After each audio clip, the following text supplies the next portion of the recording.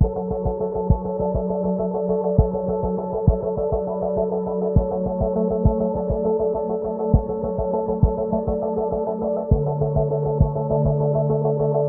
que dice el protocolo es recomendable el uso generalizado de la mascarilla, además de distancias, etc.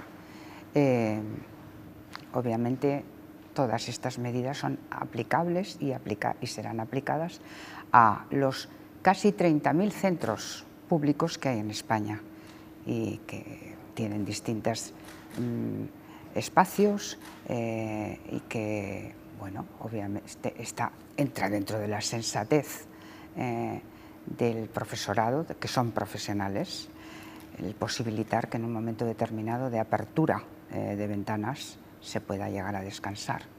Pero es importante mantener la norma, y con ese mantenimiento de las normas que ayer todos acordamos, podemos decir que el ambiente en la escuela será seguro, sí.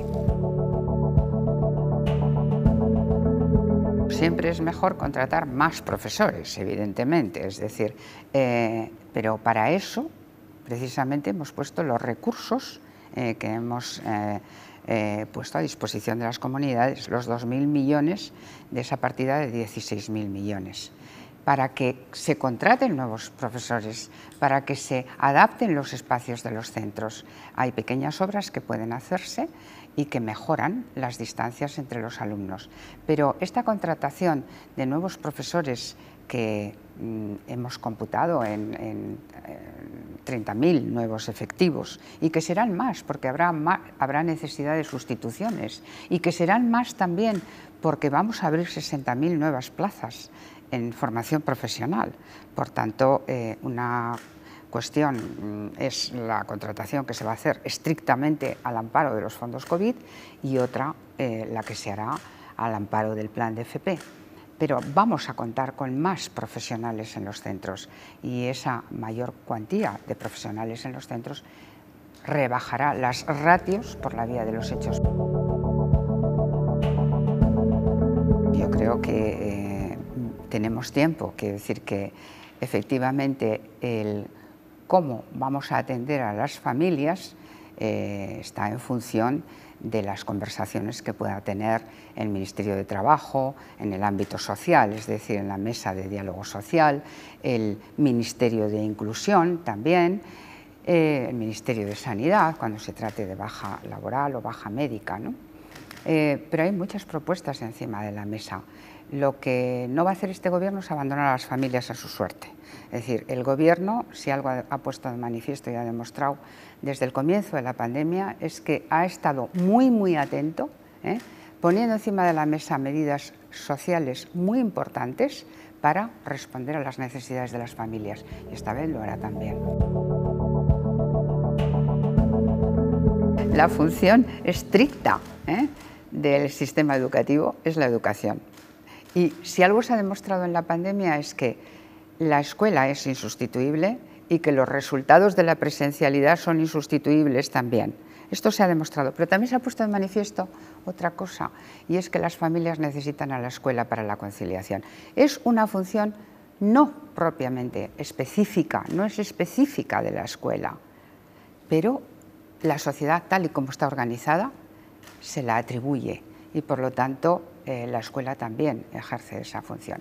Evidentemente se necesita que otros ministerios, el resto del gobierno, atienda también, como está haciendo, esta cuestión.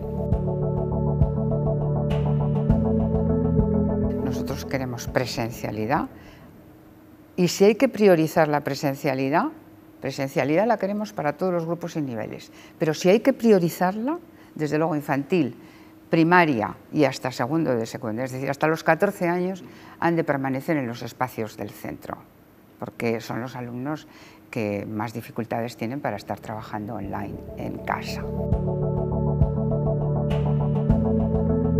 No estamos en la misma situación que estábamos en marzo, a pesar de la sensación de que haya brotes y haber pasado un agosto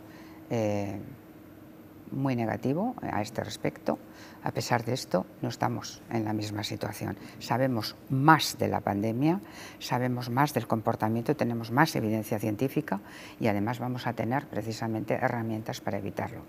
Pero es importante que los centros educativos sean conscientes de que hay que atender al alumnado que está en el centro y a la posibilidad de que haya alumnado también en casa. Y esto, bueno, pues habrá posibilidad de hacerlo a través de las medidas que estamos poniendo en marcha.